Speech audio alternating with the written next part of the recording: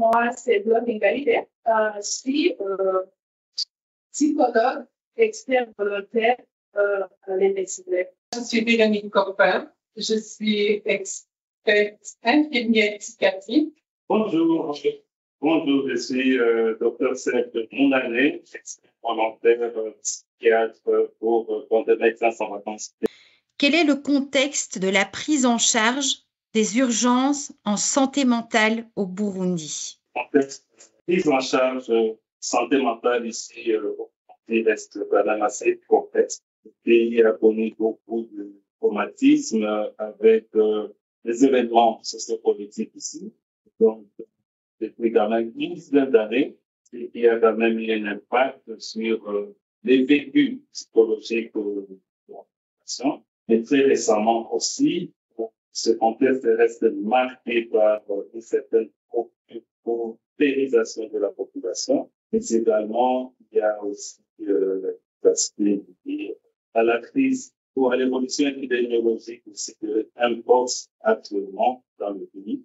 Donc, tout ça, quand on met ensemble, effectivement, ça fait en sorte que nos services des urgences psychiatriques sont suffisamment sollicités. Donc, aussi, tout état et même actuellement, cet état, les services sont vraiment hyper chargés.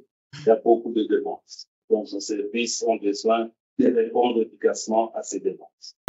La prise en charge s'organise de manière multisectorielle. Donc, ça sollicite quand même qu'il y ait une équipe suffisamment représentative des différents domaines. Donc, nos services des urgences sont composés des équipes médicales, médecins, psychiatres, médecins généralistes avec suffisamment d'expérience en psychiatrie. Il y a l'équipe infirmière, il y a l'équipe psychologue, il y a aussi l'équipe du service social. En fait, nous nous organisons pour que notre prise en charge puisse être le plus holistique possible avec tous ces intervenants. Puisque les patients qui nous arrivent, effectivement, leur problématique de santé mentale peut provenir aussi de certains dysfonctionnements dans la société, se constituer des facteurs déclencheurs de la maladie. Et on a besoin de travailler sur ça. Non seulement que les malades qui nous arrivent dans une situation de crise ont besoin d'une prise en charge immédiate, mais nous, dans la manière de travailler avec le patient, mais il y a aussi un effort considérable qu'on fait avec l'entourage du patient. À l'issue d'une prise en charge institutionnelle, nous avons besoin vraiment d'avoir un lien thérapeutique avec l'entourage pour que, au retour à la maison, dans la société, et la famille qui puisse continuer à accompagner le patient dans la prise en charge. En bref, le plan contextuel et sur le plan général de la prise en charge, c'est de cette manière qu'on s'organise. Donc là, l'équipe, vous avez été ensemble dans une mission. Quel était l'objectif de la mission pour l'ensemble de vous trois? L'objectif principal de notre mission était centré sur le renforcement des compétences et des professionnels intervenant dans la prise en charge des urgences psychiatriques. Et là, vraiment, nous avons travaillé avec toute l'équipe soignante, tout en insistant beaucoup sur l'interdisciplinarité dans la prise en charge holistique des patients. Véronique, est-ce que tu peux me dire dans quel centre vous avez été et me dire quel était le rôle de chacun, puisque ici, nous avons donc un psychiatre, une psychologue et toi aussi en tant qu'infirmière psychiatrique. Est-ce que tu peux me décrire, bon là on va donner la composition, mais quel est le rôle de chacun dans cette équipe que vous formez? Nous avons commencé notre mission à Ngozi et là, il y a un hôpital psychiatrique qui existe là depuis quelques années. Nous avons inséré le service des urgences et on est arrivé là, on a vu que le service d'urgence était vraiment très trop occupé. Et la première chose que nous avons fait ensemble, comme Serge comme psychiatre et Gloria comme psychologue et moi comme infirmière, nous avons discuté avec le team et avec le directeur là-bas sur place de l'hôpital. Et nous avons vu et nous avons observé plusieurs bonnes choses, mais aussi des choses qui sont à améliorer. Alors, les bonnes choses, on les a encouragés à les tenir, mais les mauvaises choses, là, on a essayé de trouver ensemble, chacun de sa point de vue, de sa propre discipline, on a essayé de voir comment se réorganiser. Donc là, dans les urgences à Ngozi, on a vu qu'il y avait trop peu de lits, il y avait trop de malades, il y avait trop peu de surveillance. Là-bas, dans les urgences, on a vu que les lits des urgences étaient occupés par les malades qui sont en hospitalisation. Et ensemble avec le médecin et le team là-bas et le directeur, nous avons trouvé des solutions. Nous avons trouvé comment réinstaurer, comment mieux soigner nos malades qui sont agités et de séparer les malades agités des malades qui sont déjà un peu mieux, qui sont déjà un peu améliorés. Donc, c'est surtout ça. Et chacun de son point de vue, le psychiatre, il a regardé, notre Serge, il a regardé ensemble avec le médecin là-bas si on pouvait calmer, si on pouvait garder un peu plus de tranquillité là-bas dans les urgences pour les malades qui sont très agités. Et on a aussi regardé dans l'hospitalisation, est-ce qu'il y a des malades qui sont déjà améliorés, qui peuvent quitter l'hôpital, qui peuvent rentrer chez eux. Et comme ça, on a regardé un peu le circuit des malades, on a parlé sur le circuit des malades. Et je dois dire, après quelques jours, on a travaillé là pendant 2 jours et demi. Et quand on a quitté, il y avait déjà une bonne atmosphère. C'était déjà bon. Et après Ngozi, nous sommes allés à Gitega. Et là-bas, on n'a pas vraiment trouvé la même chose, mais quand même, on a aussi vu que l'hôpital est devenu trop petit et que les urgences sont aussi surdemandées. À Ngozi, nous avons vu que vraiment, on a besoin de plus de personnel dans la santé mentale. On a vu que l'intensité du travail que toute l'équipe doit faire, les médecins, il y a un médecin qui est là, ça ne suffisait pas à ces temps-là pour soigner tous les malades. On a vu des psychologues qui ont les malades qui sont là dans les urgences, qui sont là dans l'hospitalisation et qui viennent aussi en post-cure. Ils ont vraiment beaucoup trop de travail. Les infirmiers, idem dito, c'est la même chose. On est trop peu, ils sont trop peu. Donc là aussi, avec le team multidisciplinaire, tout d'abord, on a regardé comment est-ce qu'on peut se réorganiser. Quelles sont les choses que nous voulons garder, quelles sont les choses qui sont à améliorer et quelles sont les choses qu'il faut quitter, quelles sont les choses qu'on va laisser pour ce qu'ils sont. On a regardé aussi avec le service social, parce qu'il n'y a pas de service social entre eux pour le moment, mais quand même, on a travaillé avec l'équipe multidisciplinaire, on a regardé avec l'équipe sociale pour faire une cartographie, pour voir est-ce qu'il y a des hôpitaux, est-ce qu'il y a des services ici dans les alentours avec lesquels on peut échanger et qu'on peut travailler ensemble.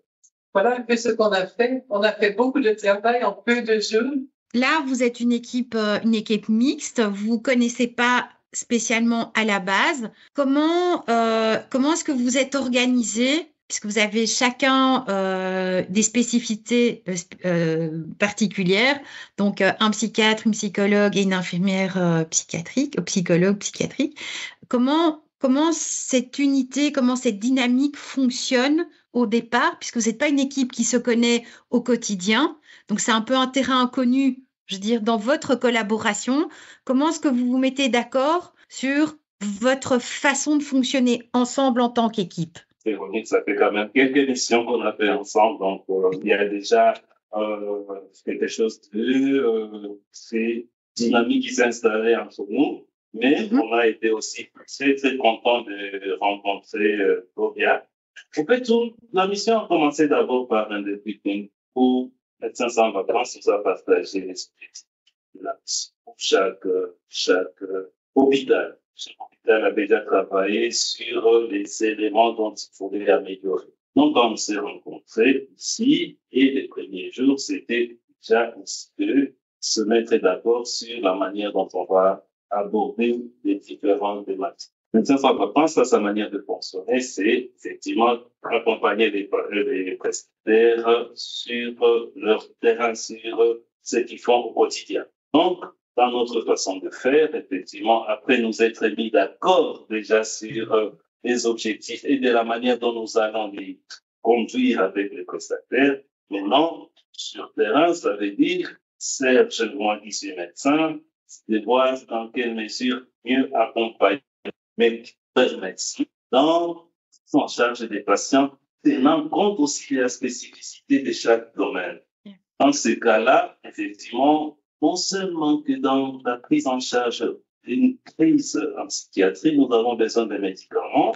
Le médecin a besoin de travailler en étroite collaboration avec l'infirmier. Et donc, nos entretiens, c'est les encourager à mieux maîtriser les rôles des différents domaines. Mais en plus du travail que moi j'ai fait avec le médecin, je m'appuie, ou nous nous appuyons surtout aussi sur les interventions psychothérapeutiques. C'est un élément important. Et cette mission aussi, nous avons beaucoup insisté sur l'aspect qui est à la prise en charge psychologique et peut-être même une réinsertion sociale ou psychosociale. Donc, ma collègue Gloria, dans son domaine aussi, elle travaille non seulement avec les psychologues, mais aussi elle relève le fait que les médecins ont besoin de détecter quand ils peuvent orienter les patients chez les psychologues et relève aussi le fait que les infirmiers, ils détectent aussi quand ils peuvent envoyer les patients chez les psychologues. Et derrière, il est au centre de travail. C'est elle qui est, ou l'infirmier qui, avec les patients tous les jours, il connaît les patients vraiment en détail et l'infirmier aussi travaille avec les patients, mais la manière dont il va adresser les questions ou les problèmes des patients chez le médecin, la manière dont il va adresser les problèmes des patients chez, comment dirais-je, le psychiatre. Ça, c'est comme ça qu'on fait, on travaille avec nos partenaires. Mais nous, en équipe, à la fin de la journée, on se rend compte et puis on échange ensemble de comment a été nos interventions de la journée et de comment, en semaine, on pourrait soit améliorer, soit recadrer certaines choses. C'est de cette manière qu'on a travaillé et on espère qu'on va continuer. Dans le cadre de votre mission, vous avez, ajusté des gestes ou amélioré les compétences ou les acquis de vos confrères et consoeurs sur le terrain dans des centres neuropsychiatriques. Ça, c'était l'objectif de votre mission. Vous avez certainement appris des choses de eux aussi. Mais entre vous, en tant qu'équipe de volontaires, experts volontaires, médecins sans vacances, est-ce que vous avez appris des choses des uns des autres aussi? Est-ce qu'il y a eu un partage de compétences? Vous avez acquis des nouvelles choses, que ce soit, professionnel dans le cadre de vos métiers, mais peut-être humainement aussi? Ah, ça, je dis toujours, hein, moi, je dis toujours que c'est un moment où j'apprends. Et j'apprends suffisamment, non seulement partenaires avec lesquels nous travaillons, nous venons accompagner, mais entre nous, nous vivons une expérience humaine remarquable. Effectivement, chacun a son caractère, mais je pense que un mélange de trois comme ça ici, ça nous permet d'atténuer aussi certains chocs.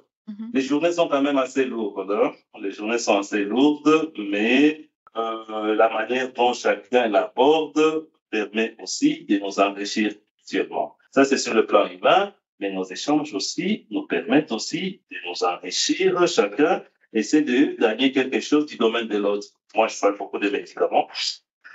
Véronique parle beaucoup de l'organisation des soins et moi, personnellement, je suis enrichi par ses connaissances et compétences et la psychologue, elle nous enrichit également par la manière dont elle aborde les choses, de manière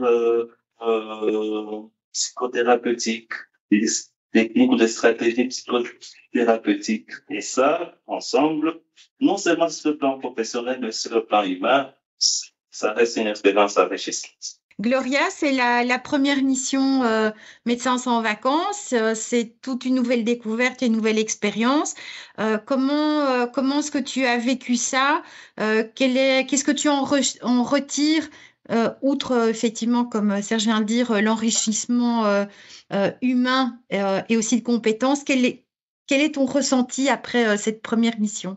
Comme Serge vient de le souligner, vraiment, avec l'équipe multidisciplinaire, on s'enrichit mutuellement. Moi, je suis la seule qui vient de l'Europe ici entre nous, dans notre équipe. Et ça, c'est très enrichissant pour moi, hein, au plan personnel. Hein. Bien sûr, je donne, je suis là pour donner, et je reçois beaucoup, beaucoup, beaucoup. Et moi, personnellement, les missions que je fais ici en Afrique, vraiment, honnêtement, c'est ça qui me tient debout là-bas en Europe. Ce sont les expériences qu'on a ici dans l'équipe, hein, amicalement et professionnellement, mais aussi dans les urgences. Quand je suis là dans les urgences et quand je vois la façon dont on emmène des solutions pour des problèmes, vraiment, moi, je pense, si ça serait en Belgique, dans mon hôpital, vraiment, je prends ma voiture et je m'en vais. Et ici, ils restent, ils font des miracles, là, ici. Vraiment, les équipes qui sont là, moi, je ne pense que nous ne sommes pas capables de faire ça en Belgique. Donc, j'apprends beaucoup. On le sait, il y a les conflits pour l'instant en RDC de l'Est. Sozamé notamment est assez touché. Je voulais savoir, est-ce que dans les CMPK au Burundi, on ressent l'impact de ce conflit? Le CMPK reçoit parmi ses patients certains aussi qui ont traversé la frontière. On le dit, l'expérience que nous venons de voir de cette mission, c'est que tous les centres sont débordés. Tous les centres sont débordés. C'est un aspect quand même un peu atypique.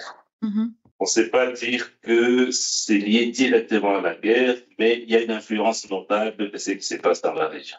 On est satisfait de voir que médecins semblent continuer à accorder de l'importance à la santé mentale. Je pense que je l'avais dit la dernière fois, puisqu'il n'y a pas beaucoup d'organisations qui le font. La santé mentale reste un parent pauvre de la médecine, et quand on a une organisation comme celle-ci, vraiment ça fait plaisir, comme vous l'avez dit, c'est apporter un tout petit peu à ces grands besoins, puisque les besoins sont immenses, mais contribuer à répondre à ces besoins.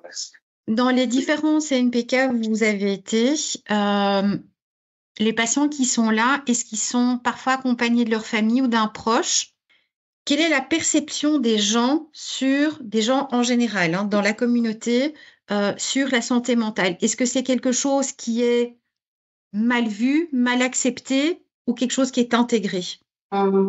Au fait, c'est pas au CNPK seulement, c'est dans tous les centres.